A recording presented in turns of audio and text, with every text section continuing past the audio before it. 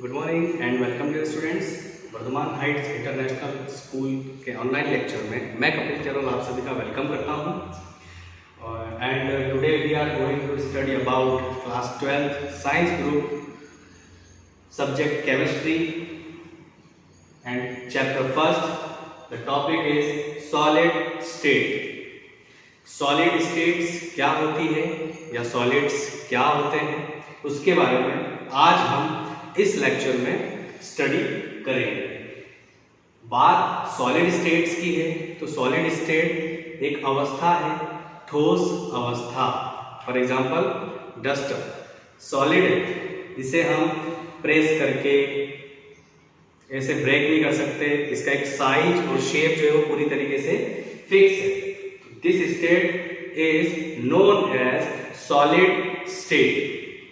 अब solid states की अगर बात की जाए तो जितने भी सॉलिड्स होते हैं उन पर्टिकुलर पार्टिकल से मिलकर बने होते हैं और हर पार्टिकल के बीच में एक अट्रैक्टिव फोर्स भी काम करता है, फोर्स ऑफ अट्रैक्शन भी काम करता है और साथ ही साथ में उन पार्टिकल्स का साइज भी इंपॉर्टेंट फैक्टर है सॉलिड स्टेट्स के लिए। लेकिन कुछ स्पेसिफिक अरेंजमेंट्स भी होते हैं जिसके बेसिस पे जो सॉलिड्स होते हैं वो डिफरेंट टाइप्स के होते हैं। अब हम उन टाइप्स पे चर्चा करते हैं। यहाँ पर पार्टिकल्स के अरेंजमेंट के बेसिस पे अगर देखा जाए तो जो सॉलिड्स होते हैं वो टू टाइप्स के होते हैं, amorphous solid and crystalline solid. Amorphous solids की अगर बात करें तो एमॉर्फस सॉलिड ऐसा सॉलिड होता है जिसमें पार्टिकल्स का जो अरेंजमेंट होता है वो इर्रेगुलर अरेंजमेंट होता है। इस डायग्राम से समझने की कोशिश करते हैं। आप देखेंगे पर्टिकुलर हर पार्टिकल कहीं पर भी किसी भी प्लेस पे अटैच्ड है। वहीं अगर बात की जाए क्रिस्टलाइन सॉलिड्स की तो क्रिस्टलाइन सॉलिड्स के अंदर पार्टिकल्स का जो अरेंजमेंट होता है वो रेगुलर अरेंजमेंट होता है। रेगुलर मतलब एक स्पेसिफिक अरेंजमेंट है, प्रॉपर अरेंजमेंट हम उसको कह सकते हैं। जैसे कि आप इस डायग्राम में देखेंगे यहाँ पर पर्टिकुलर जो पार्टिकल है वो स्पेसिफिक डायरेक्शन में है, पार्टिकल्स के बीच में किसी भी टाइप की गैप भी नहीं है और इस टाइप का जो अरेंजमेंट है वो रेगुलर अरेंजमेंट है। इसे रेगुलर अरेंजमेंट के बेसिस पे हम बता सकते हैं crystalline solids and amorphous solids क्या होते हैं।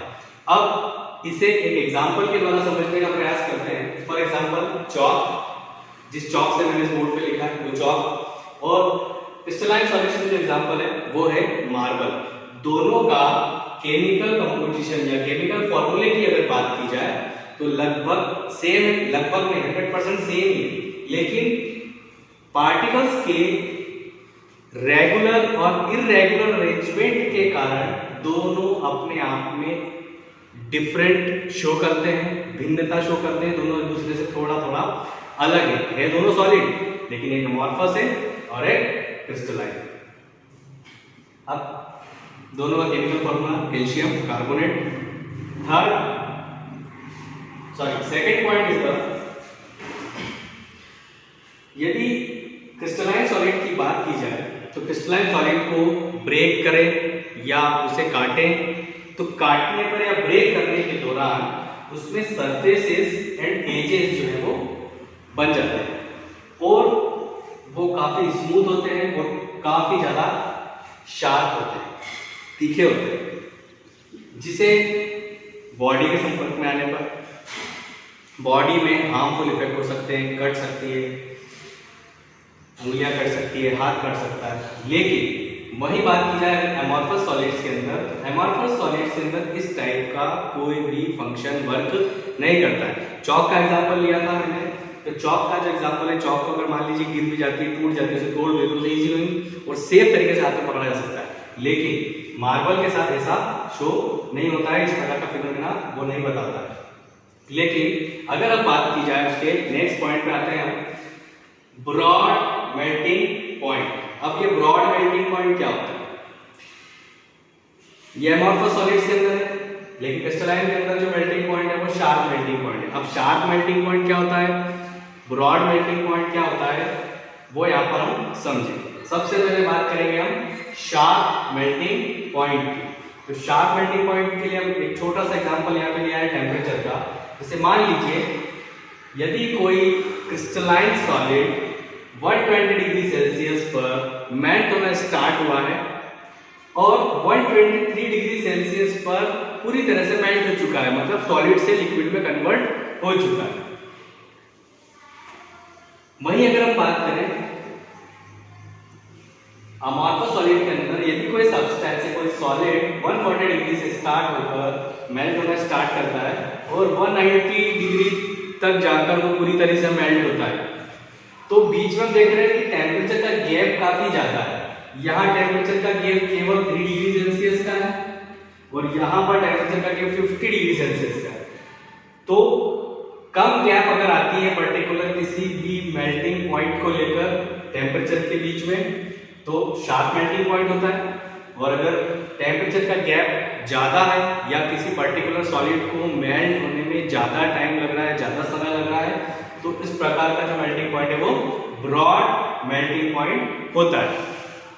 अब नेक्स्ट पॉइंट है हमारा, जो अमॉर्फस सॉलिड्स होते हैं वो नेचर में आइसोट्रॉपिक होते हैं, आइसोट्रॉपिक इन नेचर, बट जो क्रिस्टलाइन सॉलिड्स होते हैं वो एनाइसोट्रॉपिक इन नेचर होते हैं। अब क्या होता है आइसोट्रॉपिक नेचर और क्या होता है एनाइसोट्रॉपिक नेचर, इसे समझने के लिए हमें रिफ्रैक्टिव इंडेक्स की हेल्प लेनी पड़ेगी। रिफ्रैक्टिव इंडेक्स नॉर्मली फिजिक्स का एक टॉपिक है। आपने देखा होगा जब भी लाइट किसी एक मीडियम से अनदर मीडियम में ट्रांसफर होती है तो वो अपनी डायरेक्शन से मूव कर जाती है या डायरेक्शन से झुक जाएगी, थोड़ा अलग हट जाती है। तो इस टाइप का जो इंडेक्स है वो रिफ्रैक्टिव इंडेक्स कहलाता है। और रिफ्रैक्टिव इंडेक्स जो है वो डिपेंड करता है पार्टिकल की अरेंजमेंट्स पर और डायरेक्शन पर। पार्टिकल का अरेंजमेंट और डायरेक्शन दोनों ही बहुत इंपॉर्टेंट है आइसोट्रॉपिक और एनाइसोट्रॉपिक नेचर को लेकर सॉलिड स्टेट्स में और पर्टिकुलर सॉलिड के अंदर। अब हम देखेंगे एनाइसोट्रॉपिक नेचर इन क्रिस्टलाइन, तो उसमें हमने देखा कि यहाँ पर रेगुलर अरेंजमेंट है पार्टिकल का। अब पार्टिकल बड़ा भी हो सकता है, पार्टिकल छोटा भी हो सकता है, कोई साइज और कोई शेप फिक्स नहीं होती है पार्टिकल की। अब देखेंगे आप, एक पार्टिकल बड़ा, एक पार्टिकल छोटा, बड़ा छोटा, बड़ा छोटा, हमने इस प्रकार से अरेंज किया है। अब अगर मैं डायरेक्शन की बात करूं तो अगर मैं इस डायरेक्शन में जाता हूं तो यहाँ पर मुझे सारे बड़े पार्टिकल्स मिल रहे हैं, इस डायरेक्शन में जाता हूं तो सारे छोटे पार्टिकल्स मिल रहे हैं, और अगर मैं इस डायरेक्शन में जाता हूं तो डायरेक्शन का मतलब ये वाला रिफ्रैक्टिव इंडेक्स जो है वो पूरी तरीके से चेंज हो चुका है। एक पार्टिकल बड़ा, एक पार्टिकल छोटा, एक पार्टिकल बड़ा है, छोटा है, बड़ा है, छोटा है। तो ये जो फिनोमेना है, ये जो प्रोसेस होती है क्रिस्टलाइन सॉलिड की, वो कहलाती है आइसोट्रॉपिक। और आइसोट्रॉपिक के अंदर एनाइसोट्रॉपिक कहलाती है। और ये जो फिनोमेना है ये आइसोट्रॉपिक कहलाता है। आइसोट्रॉपिक क्यों बोल रहे हैं? क्योंकि पार्टिकल्स का जो अरेंजमेंट है वो इररेगुलर अरेंजमेंट है। पार्टिकल कहीं भी हो सकते हैं, बड़े छोटे हो सकते हैं, लेकिन कोई फिक्स डायरेक्शन नहीं है, किधर भी यह चेंज हो सकते हैं। अब नॉर्मली अगर देखा जाए तो इस चैप्टर में हमें एमॉर्फस सॉलिड पर स्टडी नहीं करनी है, हमें केवल और केवल क्रिस्टलाइन सॉलिड्स के लिए ही हमें स्टडी करना है।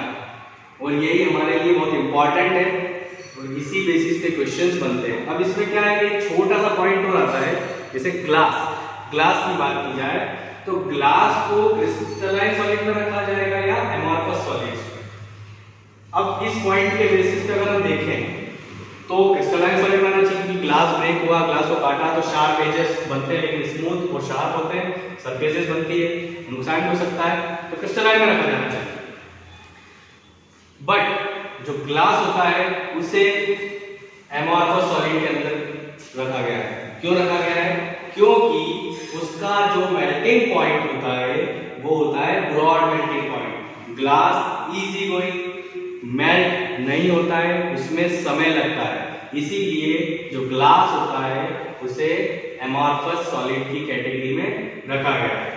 So this is the introduction of solid states. इसके अगले लेक्चर में हम क्लासिफिकेशन ऑफ सॉलिड स्टेट्स पर चर्चा करेंगे। आई होप आपको सॉलिड स्टेट्स का ये इंट्रोडक्शन समझ में आया होगा। Thank you very much.